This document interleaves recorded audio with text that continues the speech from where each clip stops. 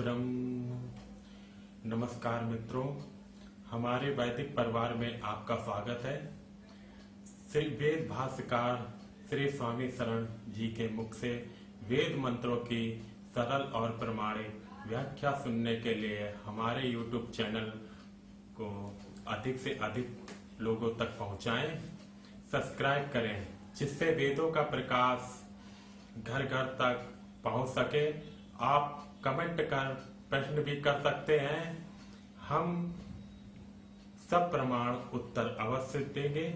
घर घर वेद मंदिर स्थापना अभियान में जुड़कर हमें सहयोग प्रदान करें। हमारा वेद भाष्य, वेदायन और अन्य वैदिक साहित्य घर बैठे प्राप्त करने के लिए रिकॉर्डिंग ऑन है।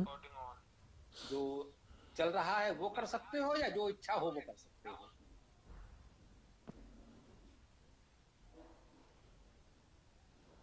ये तो इंद्र सूक्त ही करते हैं। भैया जी प्रारंभ कीजिए।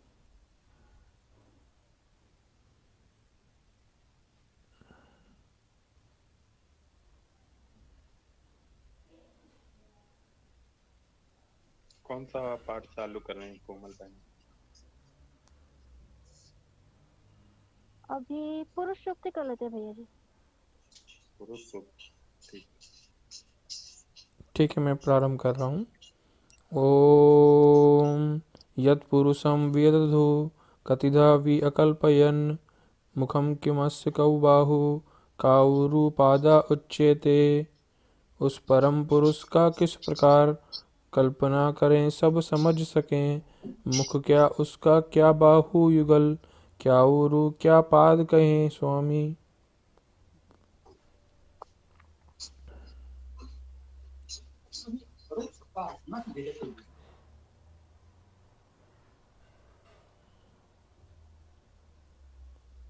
आगे कोई और करिए।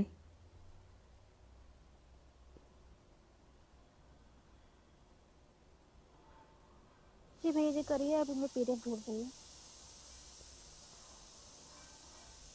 ओम ब्राह्मणो अस्य मुखमासीत् बाहुराजन्यः कृतः ऊरु तत् अस्य यत् वैश्यः पदभ्यां शूद्रो अजायत।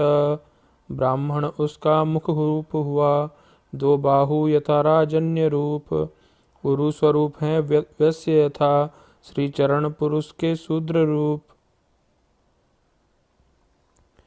चंद्रमा मनुषो जातः चक्षु सूर्यो अजायत। मुखादिन्द्रः च अग्नि च प्राणाद् वायु अजायत। उसके मन से उत्पन्न चंद्र, नेत्रों से सूर्य जन्म पाता। मुख से ही इंद्र अग्नि जन्मे, प्राणों से वायु रूप बना। ओम नाभ्या आसीत् अंतरिक्षं शीर्ष्णोदौ संवर्ततः। पदभ्यां भूमि दिशा श्रोत्रात् तथा लोकान् अकल्पयन्। वह अंतरिक्ष है नाभिजनित, सिर से द्यौस वर्तमान स्वामी। पद से जन्मी है भूमि यही, कानों से दिशा श्लोक जन्मे। ओम सप्तस्यासन परिधयः त्रिसप्तम समिदः कृताः। देवा यज्ञं तन्वाना अबध्नन् पुरुषं पशुं। थी सप्तरस परिधियाँ उसकी ही, समिधा थी सप्तत्रयी स्वामी। देवों ने यजन वितान किया, आबद्ध पुरुष पशु को करके। ओम यज्ञेन यज्ञमयजन्त देवाः तानि धर्माणि प्रथमानि आसन्। तेहनाकं महिमानः सचन्त यत्र पूर्वे साध्या सन्ति देवाः। देवों ने यजन किया यज से, वे प्रथम धर्म थे सदा रहे। वे पूर्व साध्य महिमान देव, अकुटिल अविचल सिंचन करते। सब साध्य देवजन वही रहे। ओम खम ब्रह्मा।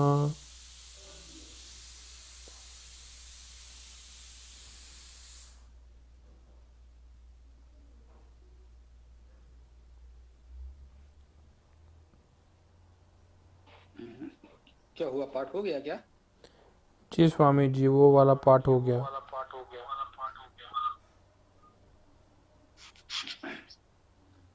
तो कोमल देखो और क्या करना है।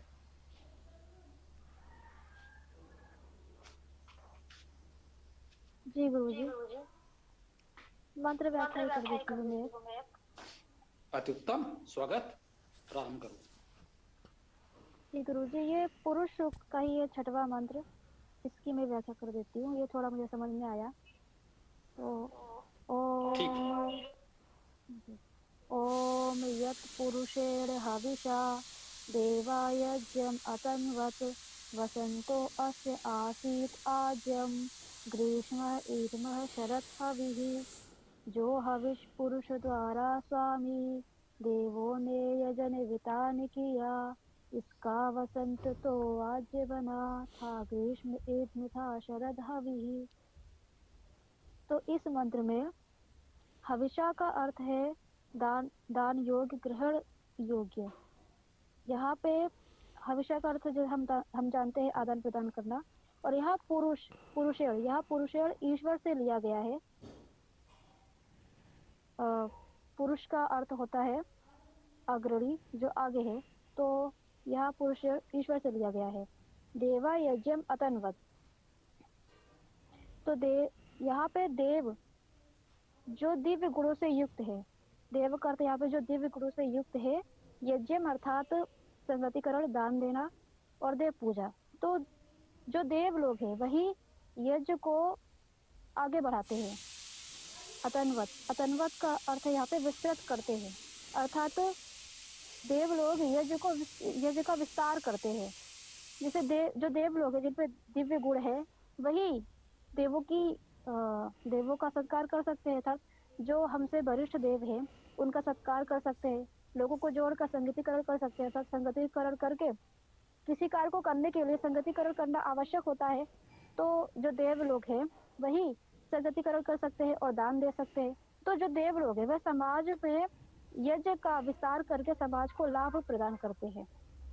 फिर है वसंतो अस्य आसीत आज्यम, तो जो वसंत, यहाँ वसंत में वस धातु है।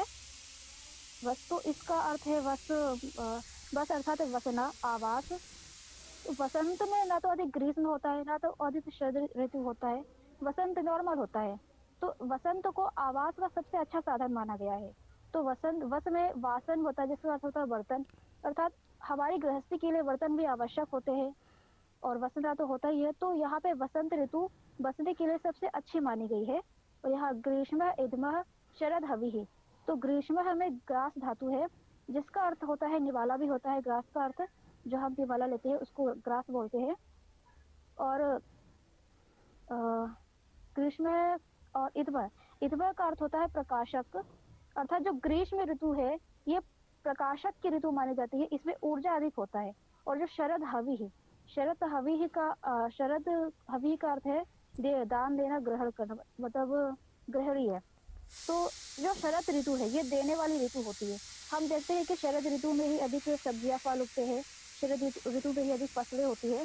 तो शरद ऋतु है जो वो अधिक देती है बाकी ऋतुओं के मुकाबले। तो शरद ऋतु देने वाली ऋतु है। तो ग्रीष्म ऋतु से हमें ये सीख मिलती है कि हम सदैव ऊर्जावान रहे, और शरद ऋतु से हमें ये सीख मिलती है कि हमें सदैव देने की इच्छा रखनी चाहिए, सदैव देते रहना चाहिए, आदान प्रदान करना चाहिए। तो यहाँ इस मंत्र से यही लिया गया है कि हमें वसंत के समान रहना चाहिए, न अधिक शरद न अधिक ग्रीष्म, वसंत के समान रहना चाहिए। और शरद और ग्रीष्म ऋतु से भी हम प्रेरणा ले सकते हैं ऊर्जावान रहने का और दान देने का। जी, ओम खम्रम। ओम। हाँ, तो अब आगे बढ़ाएं। अत्युत्तम, आपने इसका अर्थ भी किया और इसमें इसका संकेत संदेश आपने बहुत अच्छा दिया है। एक पंक्ति में इसका समाहार ये भी कर सकते हैं कि यजन महत्वपूर्ण है और यजन में हवि अर्थात जो कुछ हम यजन में देते हैं वो हवि है। क्योंकि यजन में देने की प्रक्रिया महत्वपूर्ण है। देव पूजा, संगत करण, दान है, तो देने की प्रक्रिया भी महत्वपूर्ण है। और जो कुछ दिया जाएगा उसे हवि कहा जाता है, क्योंकि हु धातु का अर्थ देना और आदान प्रदान करना है। ऋतुओं का जो उल्लेख हुआ है उससे एक संदेश ये ग्रहण करें कि हमको सभी ऋतुओं में यजन हवन अर्थात सामाजिक सरोकार, सामाजिक सहयोग की व्यवस्था भावना बनाए रखना है। ये इस मंत्र का भाव हम सब लोग ग्रहण करें। और अब यदि किसी का कोई प्रश्न है तो उसको रखा जाए। जी गुरुजी, तो किसी का प्रश्न हो तो कर लीजिए। स्वामी जी, जी बताएं। स्वामी जी मैं ये पूछना चाह रहा था कि शरीर में आत्मा कहाँ पर रहता है? जो आत्मा तत्व है, जीवात्मा, वो शरीर में कहाँ रहता है? ठीक है, इस प्रश्न पर कोई और कुछ कहना चाहेंगे? राजीव जी, कमल जी, कोमल जी कुछ कहना चाहेंगे? हम तो बताएंगे जी कुछ मुझे कहना है।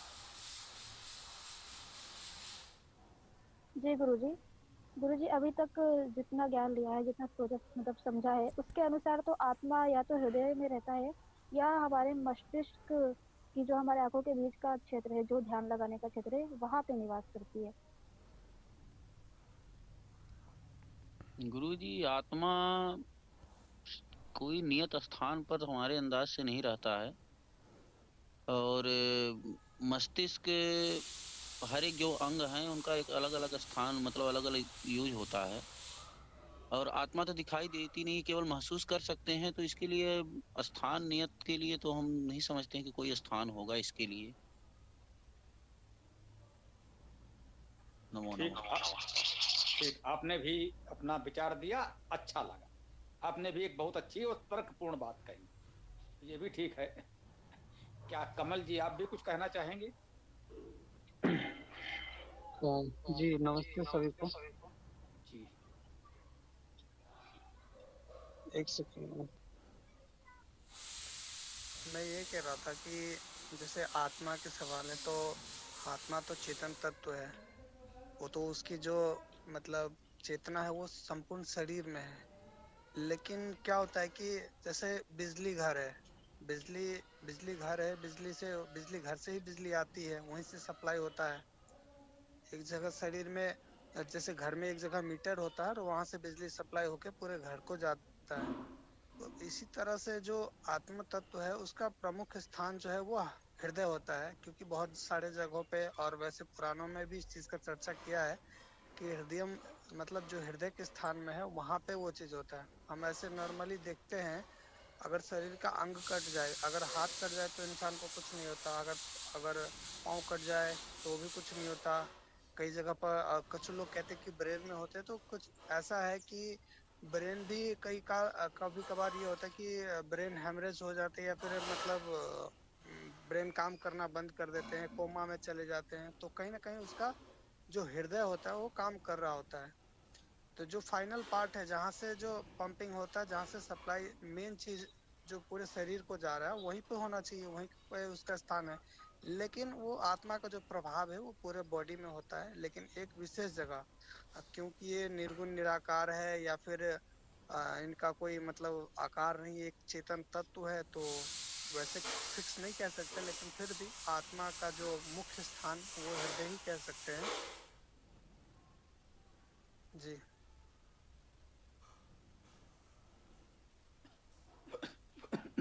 ओम। कमल जी ने बहुत सुंदर बताया।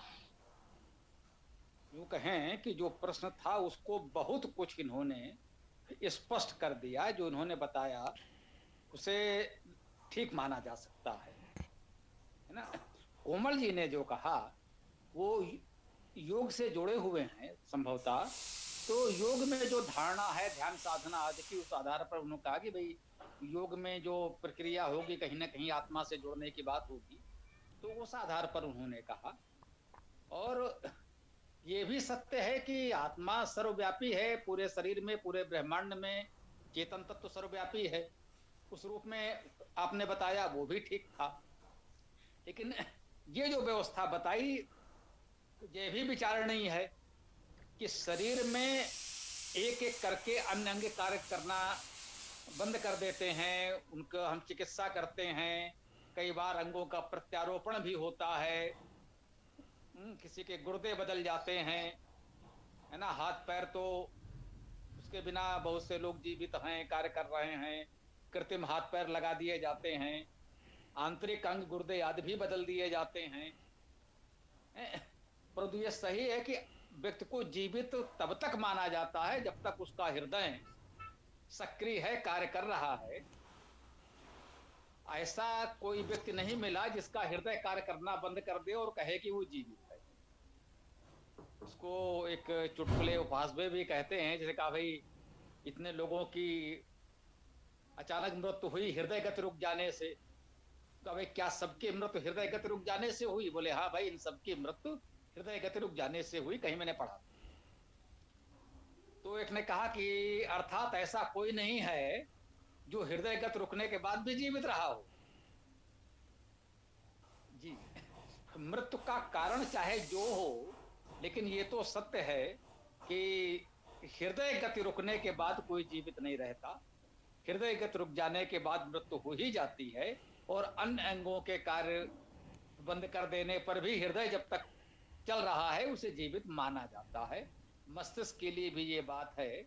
ब्रेन डेड की स्थिति आती है जब मस्तिष्क मृत हो जाता है, और हृदय यदि कार्य कर रहा है तो उसको जीवित माना जाता है, भले ही वो कोई भी क्रिया करने में समर्थ ना हो।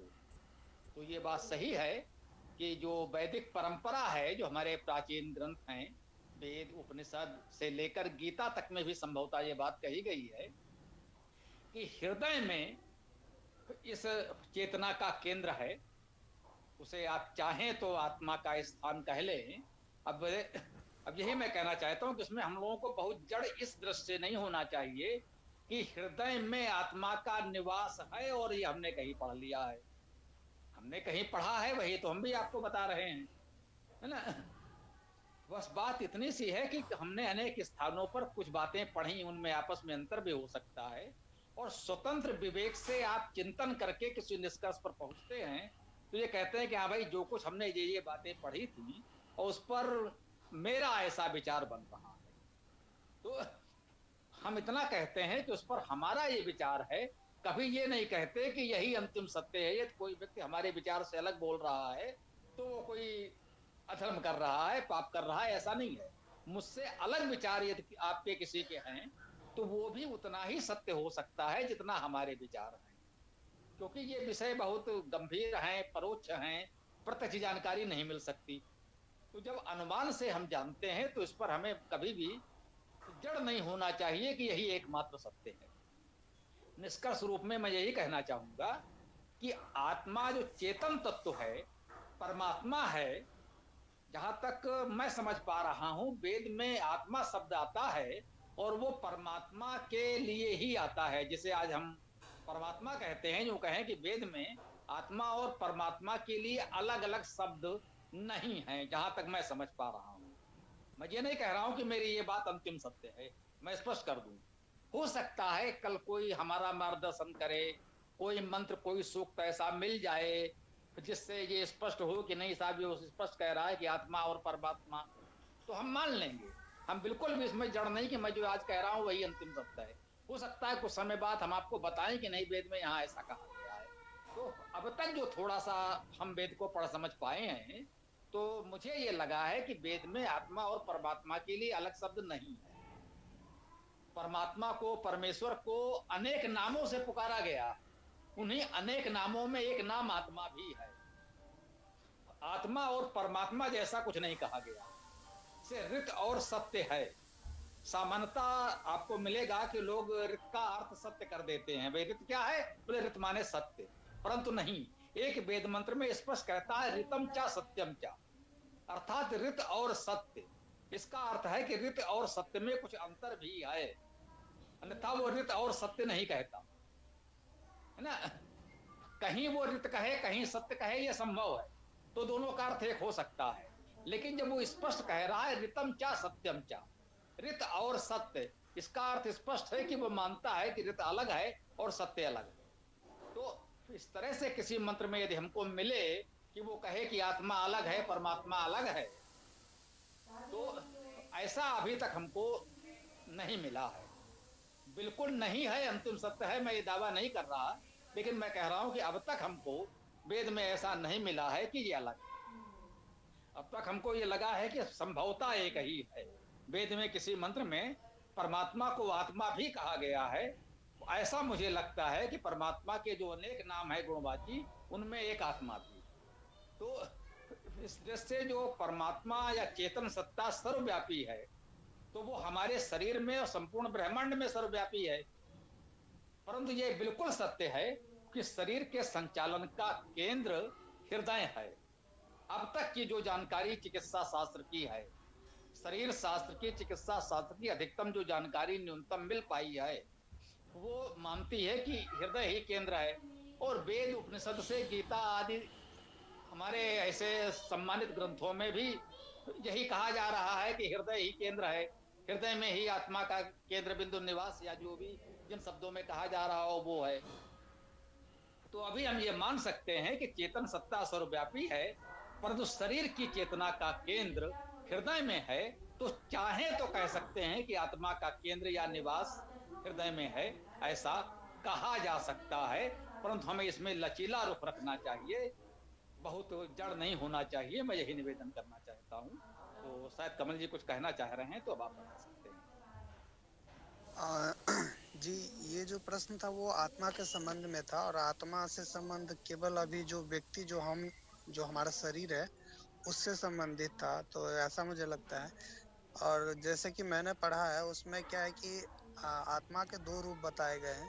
एक तो जो ईश्वर है, जो परम तत्व है, परमात्मा जिसको बोलते हैं वो, और दूसरा जो जीव शरीर, जैसे हम है, हमारा जो शरीर के अंदर में जो हम कार्य कर रहे हैं वो जीव रूपी है, इसलिए उसको जीवात्मा बोलते हैं। तो ये दोनों दोनों का मतलब क्वांटिटी के अनुसार फर्क हो जाता है, क्योंकि एक होता है मतलब संचालक है, और हम लोग है उससे द्वारा संचालित है।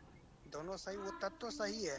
जैसे कि एक सोना है, एक सोना होता है, जो सोना का जो मतलब जो तत्व है वो मतलब एक ही है, लेकिन उसी से कोई हार बनाता है, कोई नाक में, अलग अलग उपयोगिता के अनुसार बनाते हैं। वही जीव जब मतलब प्रकृति के अधीन होता है, वो प्रकृति फिर अपना शरीर के अंदर में क्या होता है कि वो जन्म लेते हैं, शरीर में प्रवेश करते हैं, फिर वो शरीर के अनुसार कर्म करते हैं, फिर वो कर्म के बंधन में पड़ते हैं। तो इसलिए आत्म तत्व तो सर्वव्यापी है, लेकिन फिर भी वो यहाँ पे जीव तत्व कहा गया है, वो व्यक्ति के लिए, मतलब जो व्यक्ति के शरीर में होता है उसके लिए।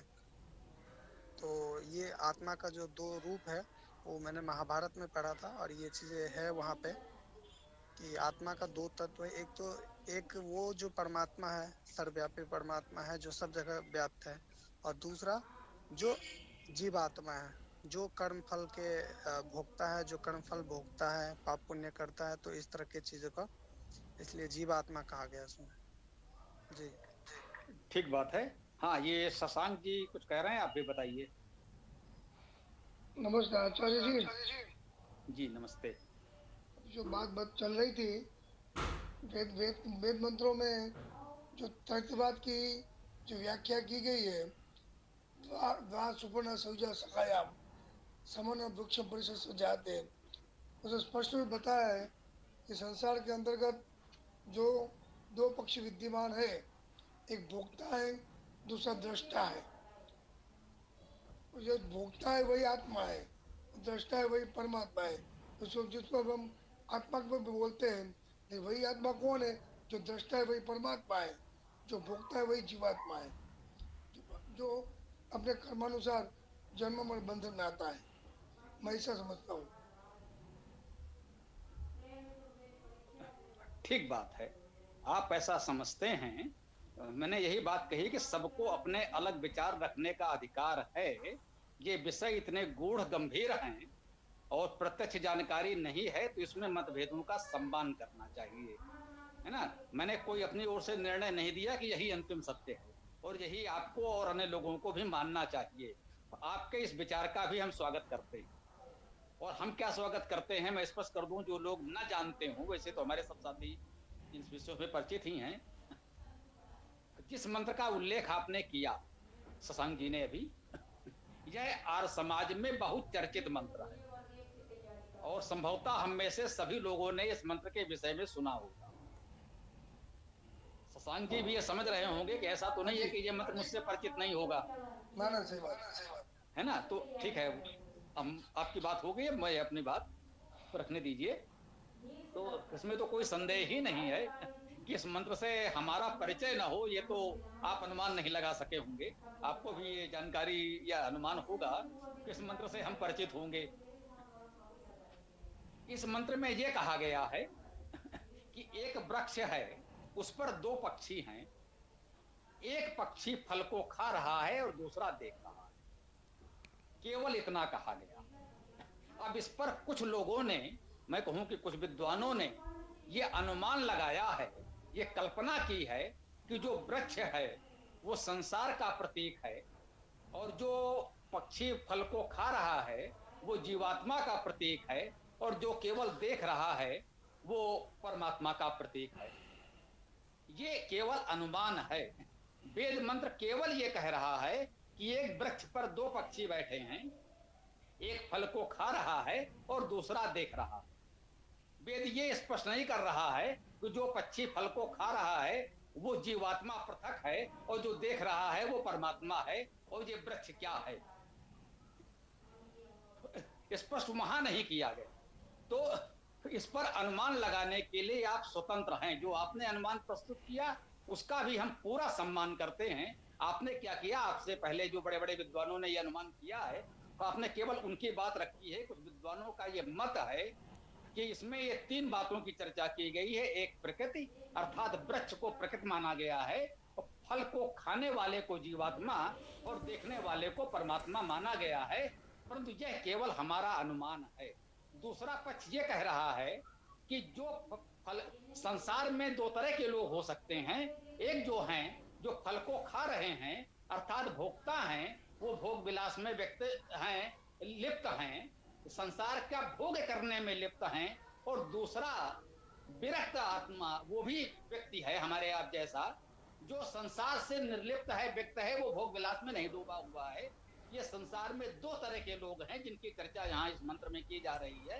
एक फल को खा रहा है और दूसरा निरपेक्ष भाव से केवल देख रहा है, वो लिप्त भाव से और निर्लिप्त भाव से। इस प्रकार के दो प्राणी हैं, एक लिप्त भाव वाला है, एक निर्लिप्त भाव वाला है। एक संसार में रमा हुआ है, दूसरा बैरागी है। तो इसकी व्याख्या इस तरह भी की गई है, विद्वान कर सकते हैं। मैं स्पष्ट कर दूं कि मैं किसी भी एक के पक्ष में खड़ा नहीं हूं। मैं ये नहीं कह रहा हूं कि ये वाला सही है या वो वाला सही है, दोनों सही हो सकते हैं और आप सबको ये पूरा अधिकार है कि दोनों में से किसी एक मत को स्वीकार करें अथवा आप स्वयं चिंतन करके कोई तीसरा विचार व्यक्त करें। मंत्र केवल ये कह रहा है कि एक वृक्ष है, उस पर दो पक्षी हैं, एक फल को खा रहा है और दूसरा देख रहा है। उसमें आत्मा है, जीवात्मा है, परमात्मा है, ऐसा नहीं कहा जा रहा है। ये प्रतीक है जिसकी व्याख्या आप अपने तरीके से करने के लिए स्वतंत्र हैं। और शशांक जी से विशेष रूप से मैं निवेदन करूंगा अभी कि ये मंत्र जो आपने कहा है महत्वपूर्ण मंत्र है और ये कई वेदों में आया। तो थोड़ा सा हो सकता है आपने ये पहले ही कर लिया हो, न किया हो तो मेरे निवेदन पर करिएगा। ये मंत्र देखिएगा किस किस वेद में कहां कहां आया और आर्य समाज के ही भाष्य में, पहले हो सके तो बाद में अन्य भाष्य भी देखें, पहले आर्य समाज के भाष्य देखें। आर्य समाज के भाष्य में ये मंत्र जब अलग अलग वेदों में जहां जहां आया है वहां इस मंत्र का क्या क्या अर्थ किया गया। मेरा संकेत आप इतना समझें कि सभी जगह पर एक ही अर्थ नहीं किया गया, क्योंकि वो दृश्य केवल इतना है, उसकी व्याख्या करने के लिए भाष्यकार स्वतंत्र है। इसलिए आर्य समाज के भाष्य की ही मैं बात कर रहा हूं। ये अलग अलग वेदों में अलग अलग स्थानों पर कई बार आया होगा और सबके अर्थ जरा देखिएगा, फिर आप मुझसे अवश्य चर्चा कीजिएगा। कक्षा में सामूहिक रूप से कर सकते हैं या व्यक्तिगत भी कर सकते हैं। मैं फिर स्पष्ट कर दूं, मैं किसी भी एक पक्ष में नहीं हूं। हम सभी पक्षों को सभी विचारों को समान आदर देते हैं। इतनी विचार स्वतंत्रता हम मानते हैं और आप सबको यही सिखाना चाहते हैं कि वैचारिक स्वतंत्रता होनी चाहिए, मतभेदों का सम्मान होना चाहिए। ऐसे दार्शनिक इसमें ओम खम ब्रह्म बताएं। जी स्वामी जी। हाँ, इसमें मैं कुछ कहना चाहता हूँ।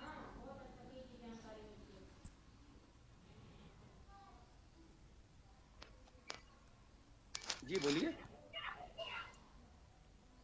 आवाज आ रही है मेरी? जी आवाज आ रही है, बोलिए आप। हाँ, जैसे कि ये प्रसंग आपने उठाया बहुत अच्छा है, और ये सेम प्रसंग मैंने महाभारत में भी पढ़ा था। तो उसमें भी ये चीज है कि जो शरीर रूपी वृक्ष है, उसमें क्या है कि दो तत्व है। एक तो परमात्मा का तत्व है, जो चिड़िया का जिक्र किया वो एग्जाम्पल भी वहाँ पे भी दिया गया है कि वहाँ पे दो चिड़िया है, एक तो परमात्मा है और दूसरा है वो जीवात्मा है। जो जीवात्मा है वो भोगता है, चीजों को देखता है, ऑब्जर्व करता है, कर्म करता है उसी अनुसार। और जो परमात्मा तत्व है वो उसको मतलब ऑब्जर्व करता है, वो देखता है कि क्या कर्म कर रहा है, अच्छा बुरा जो भी कर रहा है वो उसको उसको मतलब फल देता है। तो ये चीजें वहाँ पे भी एक्सप्लेन है, बढ़िया से एक्सप्लेन है। तो वैसे तो शब्दों का तो कई अर्थ लग सकता है, मतलब कुछ भी लोग लगा सकते हैं, लेकिन वहाँ पे भी इस चीज का है कि वहाँ पे परमात्मा और आत्मा दो शब्द, दो चीज को मतलब माना गया है। और जी इसका ठीक थोड़ा है। विस्तार में है। हाँ हाँ ठीक है। तो ये बंद करिए अपना। जी, तो हमने यही बात कही। एक तो हम ये सबसे निवेदन करते हैं, कमल जी से विशेष रूप से हम ये कहना चाहते हैं कि ये कक्षा वेद पर केंद्रित है। हम लोग जो भी चर्चा करें तो वेद में क्या कहा गया है मुख्य रूप से हम उस पर करेंगे। जैसे मैंने ही चर्चा की तो मैंने कहा वेद में, उपनिषद में, गीता में ये बात आई है, संदर्भ के रूप में वही बात अन्य स्थान पर भी आई है। तो ऐसा कोई हम बिल्कुल नहीं कह रहे हैं कि आप किसी और का नाम ही नहीं ले सकते, लेकिन देख लो, प्रमाण के रूप में जब भी हम उद्धृत गुड़िया से करेंगे कॉल करके पूछ तो लो। 4 वेद संहिताओं से ही करेंगे। इसी मंत्र की व्याख्या महाभारत में उस स्थान पर इस रूप में की गई है। ये आपने कहा ठीक है, ये कह सकते हैं कि महाभारत में इस प्रकार से इसकी व्याख्या है।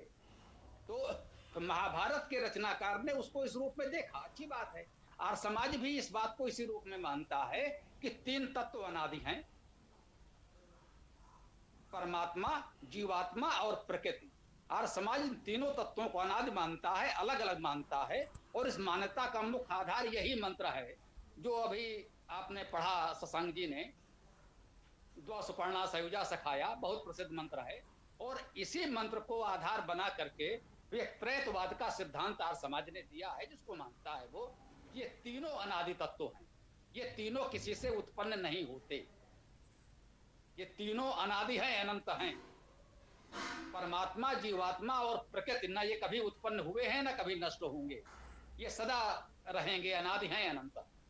ये आर्य समाज की मौलिक मान्यता, उसकी चर्चा तो हम लोगों ने कर ही दी। तो हम लोग ये प्रयास करें, जैसा कि मैंने कहा कि यदि वेद में कोई और मंत्र हम इससे अच्छा खोज सकें जो और स्पष्ट रूप से इस बात को कहता हो, तो हमें लगेगा कि हम थोड़ा और आगे बढ़े इस विषय में और इस विस्तार में जाएं कि अन्य ग्रंथों में कहां कहां क्या क्या कहा गया है।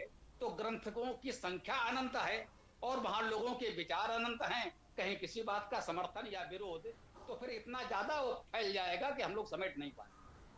तो हम लोग ये प्रयास करेंगे प्रमाण के रूप में केवल 4 वेदों के मंत्र ही लेंगे। 4 वेदों में 20,000 से अधिक मंत्र हैं, इतना ही पर्याप्त है। अच्छा ऐसे जाएंगे तो फिर तो लाखों ग्रंथ हैं और उसमें फिर करोड़ों इस तरह के श्लोक आदि होंगे, तो थोड़ा विस्तार अधिक हो जाएगा, तो विषय हमारा भटक भी सकता है। तो ये हम लोग प्रयास करेंगे, जो भी बात कहें या तो हम अपने तर्क रखेंगे और प्रमाण जो रखेंगे वो वेद से ही रखेंगे। विचार विमर्श तो हम लोग खुला करेंगे। ये रविवार का इसीलिए है कि हम लोग खुलकर चर्चा कर सकें, यहाँ पर कोई एक मत से नहीं बने। सोचना सिखाना है हमारा उद्देश्य, यही है कि सब लोग स्वतंत्र रूप से सीखना, सोचना सीखें। ये नहीं कि सब फलां व्यक्ति ने या फलां पुस्तक ने ये कहा है वही अंतिम सत्य है, तो ऐसा नहीं करना चाहिए। ठीक है, तो आगे हम लोग जो भी चाहें चर्चा कर सकते हैं। ये बात यहाँ पूर्ण होती है। जी, इसमें मैं ये कहना चाहता हूँ कि जैसे आप कह रहे हो कि वेद का ही प्रमाण रखना चाहिए, ठीक है, पर वेद अभी ना तो मैंने पूर्ण पढ़ी है, जो कि मतलब मैंने पूर्ण पढ़ी नहीं है कि मुझे पता हो कि एक एक मंत्र का क्या अर्थ है और कहाँ पे कौन सा है। जो मैंने पढ़ी है उसका एग्जाम्पल दिया। अब जैसे आत्म तत्व की बात है तो वो तो अन्य ग्रंथ में भी वैसा ही है, मुझे नहीं लगता कि कहीं पे एक मिनट, क्रिटिसाइज मैं है। क्षमा चाहता हूँ आपसे। यही विषय है यहाँ पर मुख्य रूप से वेद कक्षा है। विषय तो ठीक है, आत्मा का हो या किसी का हो, लेकिन हमें प्रमाण के रूप में वेद ही लेना है। वेद को पढ़िए और वेद से बात करिए, ये हमारी मर्यादा है, इसका पालन करिए, ये हम अपेक्षा करते हैं। कि फिर वो विस्तार बहुत हो जाएगा, हम लोग उसको संभाल नहीं पाएंगे, है ना। नहीं, इसलिए आज तो वैसे फिर भी जनरल प्रयास चर्चा करिएगा है आगे से इसलिए। जब भी बात करें तो प्रमाण वेद का हो तो रखें, जी अन्यथा एक सामान्य रूप से अपना विचार रख सकते हैं कि भाई हमें ऐसा लगता है। आपके विचारों का स्वागत तो है, लेकिन प्रमाण वेद से ही देना होगा। शशांक जी कुछ कहना चाह रहे हैं, आप कहें। नमस्कार स्वामी जी। हेलो जी बताएं, मैं सुन रहा हूँ, आवाज आ रही है आपकी। ये जो मंत्र की बात चल रही थी वो ऋग्वेद के प्रथम मंडल का 164 सूक्त का 20वां मंत्र है।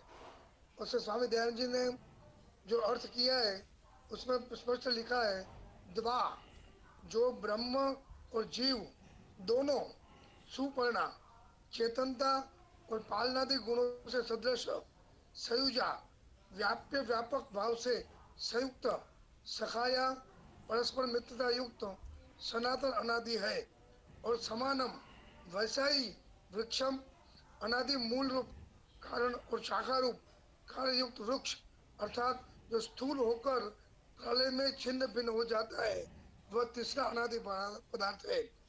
ये तीन गुणों गुण कर्म स्वभाव भी अनादि है। ये तो बात हो गई कि त्रैतवाद के लिए, लेकिन जो अर्थ में शब्द लिखा है द्वा, उसमें अर्थ लिखा है जो ब्रह्म और जीव दोनों लिखा है। इसमें ब्रह्म तो परमात्मा के लिए लेंगे ना।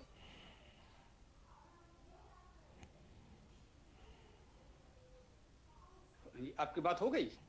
हाँ जी ठीक। तो मैंने आपसे यही निवेदन किया था कि मंत्र में कितना कहा गया है। एक वृक्ष है, दो पक्षी हैं, एक फल को खा रहा है, एक नहीं खा रहा है। शेष तो व्याख्या है कि द्वा को आपने मान लिया जीव और ब्रह्म, वृक्ष को मान लिया प्रकृति, और फल खाने वाले को जीव और देखने वाले को आत्मा। ये तो अनुमान है ना, ये मंत्र के शाब्दिक अर्थ में नहीं है। इसको सुन लीजिए, समझ लीजिए,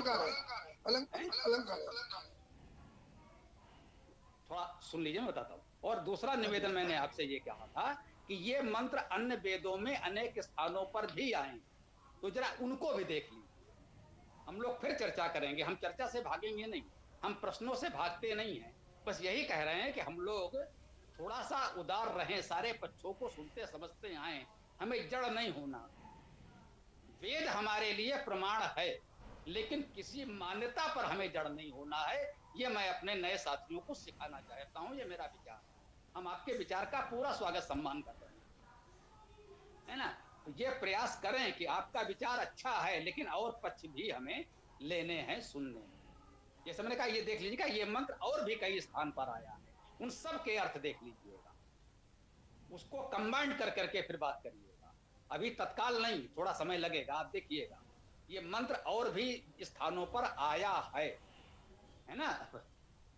शाब्दिक अर्थ देखिए, द्वा सुपर्णा सयुजा सखाया में कहीं भी ब्रह्म, जीवात्मा और प्रकृति ये शब्द नहीं आए हैं, ये किसी शब्द का अर्थ नहीं। द्वा का अर्थ है दो, उसमें जीव और ईश्वर नहीं है, ये हमारा अनुमान है। कोई व्यक्ति कह रहा है जो दो कहा गया है, वो दो जीव और ईश्वर के लिए कहा गया है, लेकिन वहां केवल द्वा कहा गया है। द्वा का अर्थ होता है केवल दो। जीव और ईश्वर द्वा शब्द में शामिल नहीं है, द्वा शब्द के अर्थ में शामिल नहीं है। ये तो व्याख्या है, वो कोई भी व्यक्ति कर सकता है। अब यही हम कहते हैं, किसी व्यक्ति का नाम मत लीजिए कि शंकराचार्य जी ने कहा था, ये दयानंद जी ने कहा था। सभी महापुरुषों का सम्मान है, लेकिन हम अपने बच्चों को स्वतंत्र रूप से सोचना सिखा रहे हैं। उनको बड़े बड़े महापुरुषों का नाम लेकर हम डराते नहीं हैं। हम भी कह सकते हैं, आप समझ रहे हैं ना, हमसे परिचित, हम कह सकते थे कि दयानंद जी ने ये कहा है या शंकराचार्य जी ने ये कहा है। हम सबको स्वतंत्र रूप से सोचना सिखा रहे हैं। यही तो हमारा एक प्रयास है कि स्वतंत्र रूप से चिंतन करना सीखें और अंत में वहां पर पहुंचे कि हाँ, ये बात शंकराचार्य जी ने कही थी तो सही है या गलत, ये बात दयानंद जी ने कही थी तो कितनी सही है। वो चिंतन करके वहां पहुंचे, ना कि एक बार पढ़ करके उसे मान लें। वहां पहुंचना होगा। आप कक्षा में पढ़ते हैं गणित या विज्ञान, हम लोग उसको तर्कों से हल करते हैं, नहीं समझ में आता है हम शिक्षक से पूछते हैं। तो स्वयं जब हमारे समझ में आ जाता है कि ऐसा है, तब उसको मानने का आनंद ही कुछ हो रहा है। हम उस रास्ते पर सबको ले जाना चाह रहे हैं। शायद मेरी बात आप समझ गए। प्रयास करिएगा, आगे हम लोग फिर चर्चा करेंगे। सायंकालीन कक्षा भी हम लोग जुड़ते हैं, रविवार को यहाँ जुड़ते ही हैं, और व्यक्तिगत बात भी कभी भी कर सकते हैं। ठीक है, इस विषय को अब यहाँ हम लोग विराम दे सकते हैं। कोई और विषय हो तो उठाया जाए।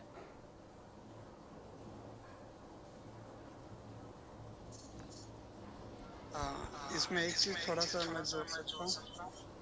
बोलो। जैसे कि अगर ये प्रेतवाद का सिद्धांत अगर आर्य समाज मानते हैं, तो फिर तो नासदीय सूक्त में कहता है कि पहले तो सत्य नहीं था, सत्य नहीं था, मतलब कुछ भी नहीं था, केवल एक ही ब्रह्म थे। तो यहाँ तो साफ साफ कह रहे कि पहले एक ही थे। तो प्रकृति और या फिर जीव, इन सब का मतलब कैसे शाश्वत, ये कैसे माना जाता है? मैंने यही बात तो कही कि इन विषयों पर विद्वानों में मतभेद हैं, और उन मतभेदों का हम स्वागत सम्मान करते हैं। विचार की अभिव्यक्ति की स्वतंत्रता, दर्शन शास्त्र में इन मतभेदों का सम्मान किया जाता है। जैसे आपने नासदीय सूक्त का उल्लेख किया, तो अच्छा लगा।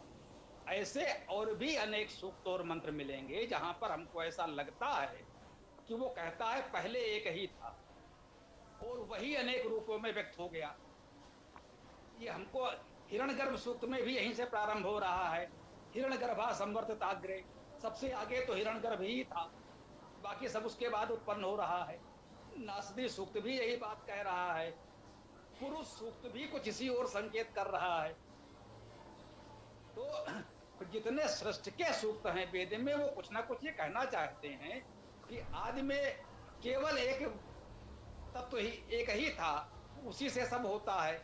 अब आर्य समाजी इसकी इस प्रकार से व्याख्या कर सकते हैं कि वो ये जीवों की बात कर रहा है, पहले एक परमात्मा था, उसी ने प्रकृति का उपयोग करके जीवात्मा को शरीर आदि प्रदान किया, क्या किया। तो व्याख्या लोग अपने अपने तरीके से कर सकते हैं। मैं यही कह रहा हूं कि हम किसी भी एक पक्ष में जड़ नहीं होंगे। आर्य समाज त्रैतवाद को मानता है, मैं पूरे सम्मान से ये बात कह रहा हूं। शंकराचार्य अद्वैतवाद को मानते हैं, मैं ये बात भी उतने ही सम्मान से कह रहा हूं। कोई द्वैत को मानता है, ऐसे लोग भी मुझे मिले हैं जो मानते हैं कि एक चेतन सत्ता है, जो जिसे आप जीवात्मा या परमात्मा कहें। तो उनका कहना है कि जीवात्मा और परमात्मा एक है, परंतु प्रकृति अलग है, वो जड़ तत्व है। और जबकि अद्वैत का सिद्धांत कह रहा है कि जो एक परमात्मा ब्रह्म था, वही जीव और प्रकृति के रूप में व्यक्त हुआ। तो ये अलग अलग विचार हैं, और इन अलग अलग विचारों का हम सम्मान करते हैं। किसी एक के पक्ष या किसी के विपक्ष में हम खड़े नहीं हैं। हम स्वतंत्र रूप से आपको सोचना सिखा रहे हैं। यही तो हमारा प्रयास है। आपने जो ये बात कही, हम उसका पूरा सम्मान करते हैं, उतना ही सम्मान करते हैं जितना आर्य समाज की उस बात का कि तीनों तत्व अनादि। हम उतना ही सम्मान अद्वैत का करते हैं, जो मानता है कि एक ब्रह्म ही था जो जीव और प्रकृति के रूप में अभिव्यक्त हो रहा है। हम उस विचार का भी सम्मान करते हैं। तो ये थोड़ा सा हमें रखना होगा। बहुत अच्छा लगा आपने ये बात कही, नासदी सूक्त की, अच्छी बात। हाँ, आगे और कोई विषय किसी सज्जन को उठाना हो तो कह सकते हैं। राजीव जी कुछ बोलना चाहें, बताइए।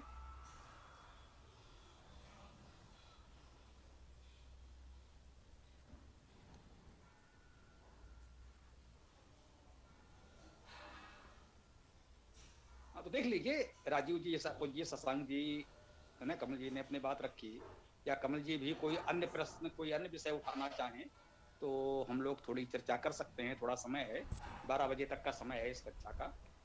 तो एक आधे कोई एक प्रश्न हो तो लिया जा सकता है, फिर समापन कर देंगे। ओम स्वामी जी। जी बोलिए शशांक जी।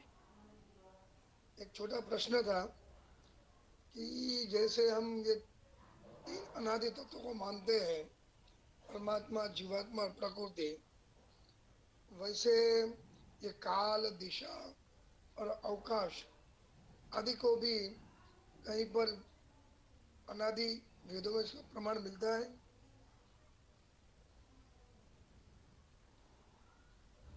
देखिए, वेद में तो ऐसा कुछ, मैं यही कहूंगा कि मुझे तो नहीं दिखा है। यदि आपको या किसी को दिखे तो वो हमें जानकारी दे सकते हैं।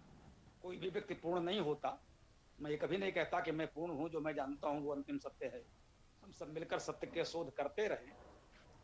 तो जो आपने ये कहा है, तो हम लोग तो पुरुष सूक्त में भी शायद पढ़ ही रहे हैं। अन्य स्थानों में पढ़ा है कि ये दिशा लोग सब उसी से जन्मे हैं। काल, दिशा सब का तो उसी से उत्पन्न है, उसी परमेश्वर से। ऐसा भी हम लोग पढ़ रहे हैं। जो प्रकृति के विविध रूप कहे गए हैं, जैसे हम लोग ठोस, द्रव, गैस आदि समय पढ़ रहे हैं, उस तरह से मैंने कहीं उल्लेख किया था कि कणाद ने वैशेषिक दर्शन में 9 द्रव्यों का उल्लेख किया है। हाँ, उसमें किया वैश्विक दर्शन में। जी ना। पृथ्व्या पस्तेजो वायुराकाशम कालो दिगात्मा मनिति द्रव्याण, वहां इन 9 द्रव्यों का उल्लेख किया गया है। तो उसको अब जैसे, हाँ, मुझे ऐसा लगा शायद अगर आप ये कहना चाहते हो कि ये 9 द्रव्य अनादि है, तो ऐसा नहीं है। मेरे विचार से जो हमने पढ़ा है, मेरा विषय भी था स्नातक स्तर पर दर्शन शास्त्र, तो वहां पर हमने ये सब मूल ग्रंथों को भी पढ़ा, वैशेषिक आदि दर्शनों को। तो हमें उसमें ऐसा प्रतीत हुआ है कि जैसे ये समझ लो, नहीं कहते पदार्थ की अवस्थाएं, ठोस, द्रव, गैस आदि, तो उसमें ये जो 9 कही गई हैं, पृथ्व्या पस्तेजो वायुराकाशम कालो दिगात्मा मनित द्रव्याण, तो संभवतः वो प्रकृति के इन 9 रूपों की चर्चा कर रहा है कि 9 रूपों, ये प्रकृति के 9 प्रमुख रूप हैं जो एक दूसरे में परिवर्तित भी हो सकते हैं। ऐसा भी हो सकता है। फिर मैं वही कहूंगा कि किसी अंतिम सत्य की हम घोषणा नहीं कर रहे हैं। ये ऐसे विषय हैं जिस पर हमें लगातार चिंतन करते रहना चाहिए, और कभी ये नहीं कहना चाहिए कि यही सत्य है और दूसरा पक्ष सत्य है। सभी पक्षों को सम्मान करें और चिंतन करते रहें, तभी हम सत्य तक पहुंच पाएंगे। हमारा ये विचार है। जी, अब आप कह सकते हैं, कोई भी सज्जन कुछ कहना चाहिए। जी, धन्यवाद। मेरा ये प्रश्न था कि ये वैदिक धर्म और सनातन धर्म 2 अलग अलग चीज है या एक ही है? और अगर ये दोनों मतलब वैदिक धर्म में है तो उसका सिद्धांत क्या है? मतलब किन किन आचरणों को हम वैदिक धर्म से जोड़ सकते हैं?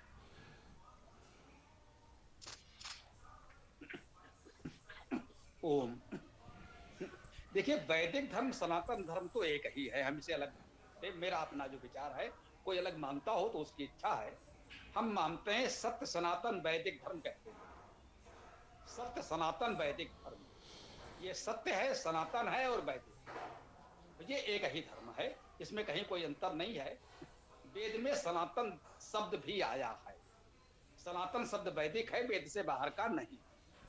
हम वेद को मानते हैं इसलिए वैदिक कहलाते हैं, क्योंकि हम मानते हैं कि वेद और हमारा सनातन, ये जो हमारा धर्म है वो सनातन है, अनादि है, अनंत है। इसका कोई विशेष समय नहीं है कि समय से पहले नहीं था, इसलिए हम इसे सनातन मानते हैं। क्योंकि वेद हमारा मूल है, वेद ही आधार है, इसलिए हम इसे वैदिक भी कहते हैं। तो वैदिक और सनातन तो एक ही बात है, इसमें कोई अंतर नहीं है। जो वेद को मूल मानता है और मानता है कि वेद और ये धर्म सनातन है, वो वैदिक सनातन धर्म को मानने वाला है। वेद में जो भी विचार दिए गए हैं उनको मानने वाला वैदिक है। जैसा अभी चर्चा हो रही है, तो इस पर थोड़े बहुत मतभेद हो सकते हैं कि वेद में इस मंत्र का क्या अर्थ है। विद्वानों में उसके अर्थ और व्याख्या को लेकर कुछ मतभेद हो सकते हैं।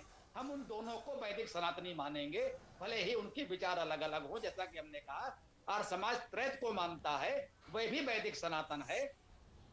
शंकराचार्य जी अद्वैत वेदांत को मानते हैं, वे भी वैदिक सनातन हैं। क्योंकि वेद को मूल आधार शंकराचार्य भी मानते हैं और दयानंद भी मानते हैं, इसलिए दोनों वैदिक सनातन। भले ही इस विषय पर मतभेद हो कि वे अद्वैत को मानते हैं या त्रैत को मानते हैं, इस मतभेद को हम अधिक महत्व नहीं देते। वेद को मानते हैं तो वो वैदिक हैं, सनातन हैं। ये कहा गया है नास्तिको वेद निंदका। धर्म जिज्ञासमानानां प्रमाणम परमं श्रुति, वेदोऽखिलो धर्म मूलम नास्तिको वेद निंदका। ये परिभाषा है कि जो धर्म को जानना चाहते हैं उनके लिए वेद ही परम प्रमाण है, वेद ही धर्म का मूल है, और वेद की निंदा करने वाला नास्तिक है।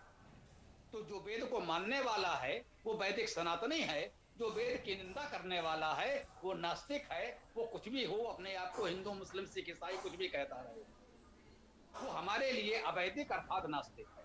नास्तिक का अर्थ यूं समझे कि अवैदिक, जो वेद को नहीं मानता वो नास्तिक है। इस परिभाषा के अनुसार तो यही हुआ, वेद को मानने वाले वैदिक, अन्य लोग अवैदिक, वो कोई भी नहीं। जी।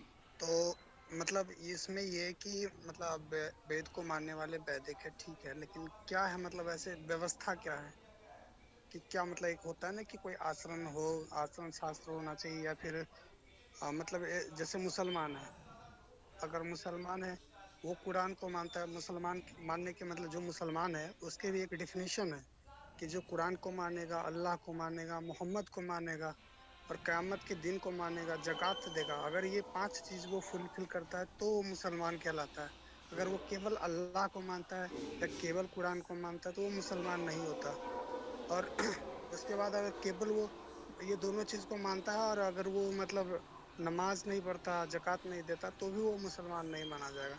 तो इस तरह से जो हमारा जो वेद है, तो वेद में क्या मतलब एक व्यवस्था होगी कि कब मतलब बच्चे को क्या कर्म करना चाहिए, इंसान को कब क्या कर्म करना चाहिए, है ना? कोई शिक्षा ले तो कब लेना चाहिए, नहीं लेना चाहिए, एक स्ट्रक्चर होना चाहिए या नहीं है, या फिर मतलब वेद है, वेद की वाणी को मानो, बस इतना ही है हमारे लिए? ये बहुत अच्छा प्रश्न किया है आपने, जरा आप कर दीजिए। तो सब लोगों के लिए बहुत अच्छा प्रश्न किया है, ये प्रश्न सबका है और सबको इसकी जानकारी होनी भी चाहिए। तो मैं समझता हूँ कि प्रश्नकर्ता ने, कमल जी ने, तो अंत में इसका उत्तर भी दे दिया, उसी को मैं थोड़ा दोहरा देता हूँ, स्पष्ट कर देता हूँ। वेद में ऐसा कोई स्ट्रक्चर और स्ट्रिक्ट नहीं है कि आपको ये बातें आपको माननी ही पड़ेंगी। इस मामले में वेद का मंत्र थोड़ा उदार है, स्वतंत्र है। जैसा कि अभी हमने कहा कि आप वेद को मूल मानते हैं, यथासंभव वेद का स्वाध्याय करते हैं, जो बात आपको लगती है कि वेद के अनुकूल है उसका पालन करने का प्रयास करते हैं। 100% तो कोई कर ही नहीं सकता, न कुरान का पालन कर सकता है, न बाइबल का पालन कर सकता है, स्वाभाविक है वेद का भी नहीं कर सकता, 100% कोई नहीं कर सकता। परंतु अपनी क्षमता भर वेद को पढ़ने, जानने, अपनाने का प्रयास करते हैं, यही आपसे अपेक्षा है। और कोई ऐसा कर्मकांड नहीं है कि यदि आप ये नहीं करते तो फिर आप वैदिक नहीं होंगे। जैसे आपने कहा रोजा, नमाज, ज़कात, अनिवार्य तत्व वहां बताया गया है, लेकिन बहुत से मुसलमान हैं जो नियमित रूप से 5 वक्त की नमाज नहीं पढ़ पाते, 30 दिन का रोजा नहीं रख पाते, लेकिन वे निष्ठावान मुसलमान हैं, उनकी आस्था है, परिस्थितियों बस वो उतना नहीं कर पाते ना, सही, लेकिन उनकी आस्था है कि वो एक ईश्वर, एक अल्लाह को मानते हैं, एक कुरान को मानते हैं, एक उसके पैगंबर को मानते हैं, तो वो हैं। और उनकी जो अन्य बातें हैं, तो रोजा, नमाज, ज़कात आदि मानना चाहिए, उसका पालन करने का प्रयास करते हैं। 100% नहीं कर पाते, जितना संभव है करते हैं, तो मुसलमान होते हैं। तो हमारे लिए यही है कि वेद धर्म का मूल है, ऐसा हम मानते हैं। अपनी सामर्थ्य भर वेद का स्वाध्याय करने का प्रयास करते हैं, वेद को जानने का प्रयास करते हैं, और वेद में जो बातें हमको लगती हैं कि ये बताई गई हैं करने के लिए, उसको जीवन में अपनाने का हम प्रयास करते हैं, तो हम वैदिक हैं। 100% अपनाना तो व्यवहारिक रूप से शायद किसी के लिए संभव नहीं होगा, ये हमें स्वीकार करना चाहिए। बस ये है कि वेद को हम आधार मानते हैं, जो बात वेद में करने को कहा गया है हम मानते हैं करना चाहिए, जो बात वेद में करने को रोका जाए वो हम मानेंगे कि नहीं करना चाहिए। लेकिन 100% पालन करना संभव नहीं है तो कोई बात नहीं है, कम से कम हम मानते हैं। जो बात वेद में नहीं है उसको हम धर्म का मूल मानकर जड़ नहीं होंगे कि नहीं साहब ये हमारा धर्म है, ये तो हम करेंगे ही। यदि वो वेद में नहीं है, तो यदि आपको उपयोगी लगता है, कोई बात वेद में नहीं कही गई है लेकिन आज की परिस्थिति में हमारे लिए लाभदायक है, उपयोगी है, तो उसे अपना सकते हैं, यहाँ तो वेद आपको रोकने नहीं आएगा। लेकिन वेद ने कोई बात मना किया है तो उससे बचने का प्रयास करें। जिसे तमाम लोग कह देते हैं कि आधुनिक बातें, ये यंत्र उपकरण आदि वेद में तो नहीं है, तो क्या इसे ना अपनाएं? तो बिल्कुल अपनाएं।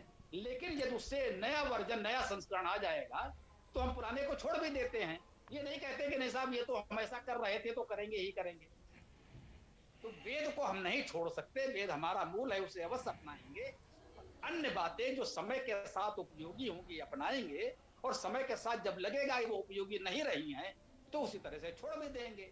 भाई जाड़े में हम हर समय गर्म कपड़ों में रहते थे, अब वसंत ऋतु आ गई है तो गर्म कपड़े हमने छोड़ दिए। तो गर्म कपड़े पहनना हमारा धर्म नहीं है, वो ऋतु की आवश्यकता है। ये हम मानकर चले। श्वास लेना तो हमारा धर्म है, श्वास लेना छोड़ देंगे तो फिर हम कैसे रहेंगे? तो वेद तो हमारा मूल है, वो श्वास है, वेद को नहीं छोड़ सकते। अन्य बातें समय के साथ आवश्यकता के अनुसार हम अपनाएंगे भी, और जब उसकी उपयोगिता नहीं रहेगी तो छोड़ भी देंगे। हम किसी की निंदा नहीं करते कि नहीं साहब वो ऐसा करता है तो बिल्कुल गलत है, नहीं। हो सकता है कुछ बातें देश काल परिस्थिति के अनुसार बहुत उपयोगी रही हो, इसलिए अपना लिया गया, लेकिन वो वेद में नहीं था, कोई बात नहीं। वेद में नहीं था लेकिन फिर भी हमारे लोगों ने कहा कि नहीं इसे अपनाओ, क्योंकि उस समय वो उपयोगी रहा होगा। अब समय बदल गया, अब उपयोगी नहीं रहा तो छोड़ भी सकते हैं। इसे कहते हैं कुछ कठिन परिस्थितियों में बाल विवाह का प्रचलन किया गया। कुछ ऐसी परिस्थितियां थी कि हमने बच्चों को बचाने के लिए, अपने बच्चियों को बचाने के लिए हम शीघ्र विवाह कर देते थे, कम अल्पायु में विवाह कर देते थे। तो अब ये न कहें कि अल्पायु में विवाह करना धर्म है। अब हम स्वतंत्र हैं, अब हम व्यवस्थाएं ठीक हो गई हैं, अब हम प्रौढ़ायु में विवाह करेंगे, युवावस्था में विवाह करेंगे।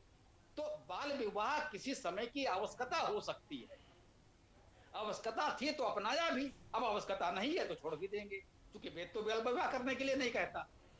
तो यहाँ पर वेद हमारे सामने मार्गदर्शक बन जाता है कि चूंकि वेद ने बाल विवाह करने को नहीं कहा है, इसलिए हम उसे छोड़ सकते हैं, उसे छोड़ने में कोई संकोच नहीं करता।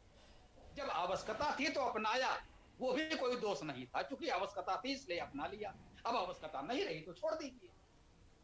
ठीक है ना? मुझे लगता है कि बात स्पष्ट हो गई होगी।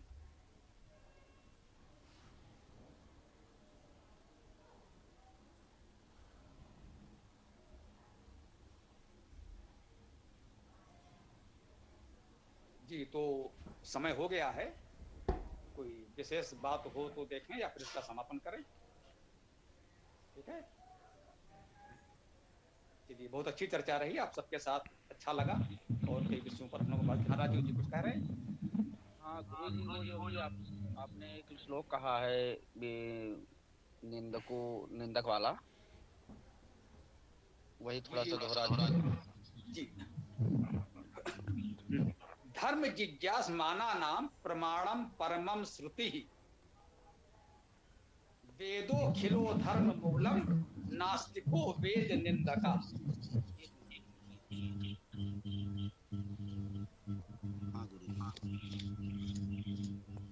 तो ये अपना माइक बंद कर दीजिए, फिर दोहरा देता हूँ आपको पूरा।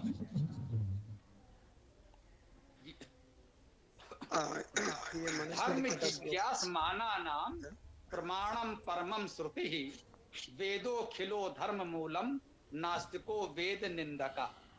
ये व्हाट्सएप पर भी कहीं मिल जाएगा, ये रिकॉर्ड पूरा हो रहा है, रिकॉर्ड आपको मिल जाएगा, दोबारा भी आप सुन सकते हैं।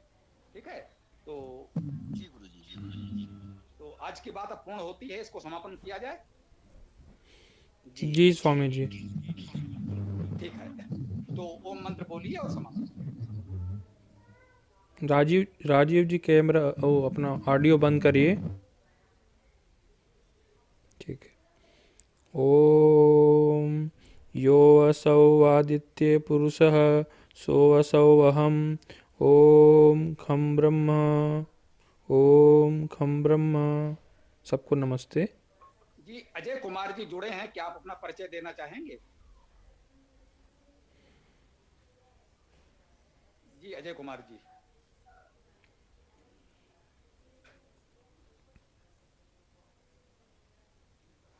अजय जी बोलेंगे?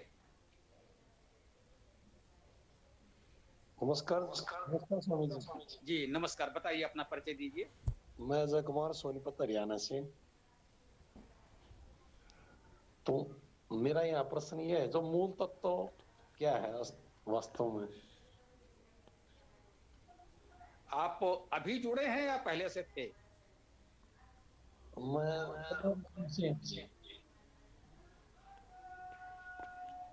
जी बोलिए। मैं जानना चाहता हूँ तो मूल तत्व क्या है? चलिए अब माइक बंद करिए। ये गौरव तुम देखा करो माइक सबका जैसे जरूरत हो बंद कर दिया करें, ठीक है। ये होस्ट को करना होता है तो क्यों वैसे तो हम लोग आज इसी विषय पर संभवतः प्रारंभ से चर्चा कर ही रहे हैं, और अब चूंकि समय समाप्त हो गया है तो बहुत लंबी चर्चा तो नहीं करेंगे। यही कह सकते हैं कि मूल तत्व एक ब्रह्म, एक ईश्वर ओम, उसी को हम लोग मानते हैं। से सृष्टि क्रमशः उसी से विकसित हुई है। वेद में अनेक सृष्टि सूक्त हैं, उन सृष्टि सूक्तों में उसकी एक प्रक्रिया बताई गई है। जैसा कि हमने कहा, अब उसको समझने में उसका क्या अर्थ आदि है, उसमें विद्वानों के बीच मतभेद हो सकते हैं, तो हम सभी विद्वानों के मतों का सम्मान करते हैं। क्योंकि आज ये पर्याप्त समय हो गया है, तो हम लोगों ने 11 से 12 का समय इसका रखा हुआ है, तो बहुत देर तक इस पर अब चर्चा करना उचित नहीं प्रतीत होता है। सायंकालीन कक्षा की भी जानकारी आपको है अजय जी, उससे आप जुड़ सकते हैं। पुरुष सूक्त चल रहा है इस समय, और पुरुष सूक्त सृष्टि सूक्त है, उस पर भी इन विषयों की चर्चा चल रही है। ये जुड़ेंगे तो उसका आपको जानकारी मिलेगी, जो भी हम लोग कहना चाहते हैं। जी स्वामी जी। तो सायंकालीन कक्षा की जानकारी है ना, आप हमारे किसी ग्रुप में जुड़े हैं वैदिक क्रांति वेदायन आदि में? हाँ जी हाँ। तो वहां पर लिंक आपको मिल जाता है, तो सायंकालीन कक्षा में जुड़िएगा और प्रश्न वहां भी कर सकते हैं। प्रश्न तो हम लोग प्रतिदिन करते हैं, आज भी सायंकालीन कक्षा हुई है। सायंकालीन कक्षा 7 दिन होती है, प्रातःकालीन केवल रविवार होती है, तो उससे जुड़े रहिए, तो अच्छी बात है। और हम लोग इस पर ऐसे ही स्वतंत्र विचारों के साथ चर्चा कर रहे हैं, जड़ नहीं, ठीक है। ठीक है, अच्छा लगा, आगे भी जुड़िएगा। और कोई सज्जन हैं जिनको कोई बात करनी हो? हाँ, हाँ राजीव जी कुछ कहना चाह रहे हैं क्या? हाँ, सायंकालीन कक्षा 7:30 बजे से होगी, उसका लिंक आपको मिल जाता है ना। हाँ, तो शाम को जुड़िएगा, कुछ और आगे, क्योंकि पुरुष सूक्त चल रहा है, वो सृष्टि का सूक्त है, तो ये विषय कहीं ना कहीं जुड़ा हुआ है, थोड़ी चर्चा कर सकते हैं। सायंकालीन कक्षा की मर्यादा ये है कि जो मंत्र हम लोग पढ़ते हैं उसी की चर्चा करते हैं, बहुत सैद्धांतिक चर्चा विस्तार नहीं करते। उसी के लिए प्रातःकालीन कक्षा रखी गई है कि स्वतंत्र रूप से यहाँ हम लोग खुली चर्चा कर सके, जो सायंकालीन कक्षा में संभव नहीं है, उसकी एक मर्यादा। ठीक है, तो अब हम इसका समापन करते हैं। गौरव ओम मंत्र बोलेंगे और उसके बाद इसका समापन। ओम यो असौ आदित्य पुरुषः सोऽसौ अहम् ओम खं ब्रह्म ओम खं ब्रह्म। ठीक है, फिर आज की कक्षा यहीं समाप्त। अब सायंकालीन कक्षा में हम लोग फिर मिलते हैं। ओम नमस्ते। ओम खं ब्रह्म। नमस्ते स्वामी जी।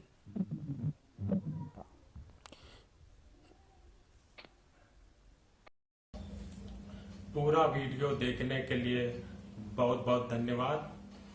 कमेंट में अपने विचार अवश्य दें। आपको कोई भी प्रश्न पूछना हो तो कमेंट बॉक्स पर कमेंट कर सकते हैं। डिस्क्रिप्शन में वेबसाइट का लिंक दे दिया गया है, उसमें अधिक जानकारी प्राप्त कर सकते हैं। धन्यवाद। ओम खं ब्रह्म।